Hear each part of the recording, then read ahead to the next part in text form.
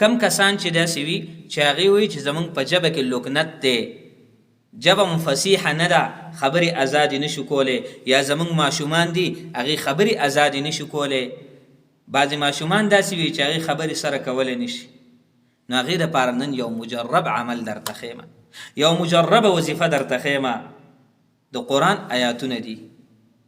اول به 3 پیرې درود ابراهیمي ووایي او بیا به ورپسې دغه د 14مې سپارې د آیاتونه به ووایي: رب اشرح لي صدري ويسر لي امري واحلل عقدة من لساني يفقه قولي. یا 11 پیرې به دا آیاتونه ووایي.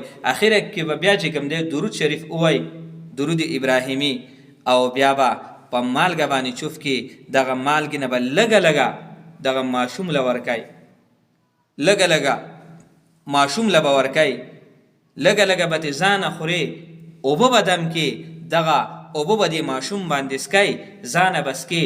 انشاء الله تعالی د الله په حکم سره ستا د ژبې نه به لکنت ختم شي، د الله په حکم سره ستا ژبه به فصیحه جوړه شي او خبرې به آزاد کولی شي، ته به فصاحت والا جوړ شي. بیا دا یو مجرب عمل دی.